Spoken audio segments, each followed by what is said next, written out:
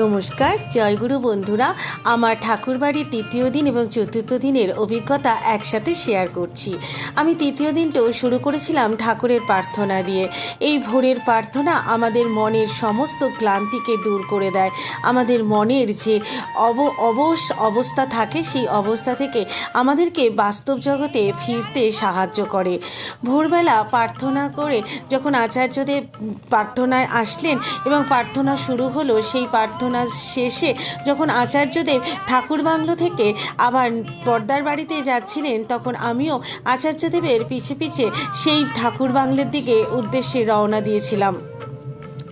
ঠাকুর বাংলের যে ভেতরকার যে প্রাকৃতিক সৌন্দর্য, সেই সৌন্দর্য বরাবরই আমাকে মুগ্ধ করে। পুরো প্রকৃতির যেন অমেষ আশীর্বাদ এই ঠাকুর বাংলোতে যেন বিরাজ করছে। ঠাকুর প্রণাম করে, আচার্যদেবকে প্রণাম করে আমি হোটেলে ফিরে আসি। আবার সকাল 10টার সময় ঠাকুর বর্দার বাড়িতে যাই। নাটমণ্ডপে অপেক্ষা করছিলাম। আগের দিন বৌরানীর সঙ্গে আমার দেখা হয়নি, তাই বৌরানীর সঙ্গে দেখা করার উদ্দেশ্যে হঠাৎই দেখি যে আচার্যদেবকে প্রণাম করে বৌরানী তার নিজ কাজে যাচ্ছে।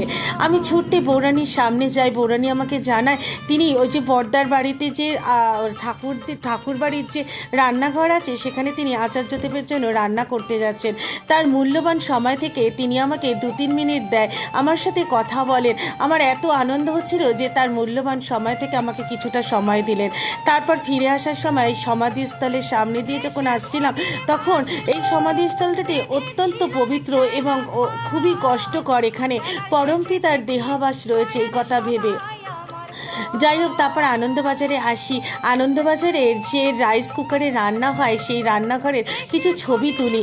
আবার সন্ধেবেলায় ঠাকুর বাংলোতে যাই, প্রার্থনা করি। সেদিনকে প্রসাদের জন্য লাইন দেই, অনেক মানুষের পিছনে লাইন দিয়ে ঠাকুরের মহাভোগ সেদিনকে পেয়েছিলাম। খেয়ে আবার রাতে আনন্দবাজার গ্রহণ করে হোটেলে ফিরে আসি।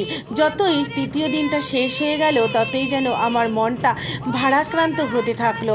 রাতের বেলার আনন্দবাজার কি সুন্দর, তার অপরূপ দৃশ্য।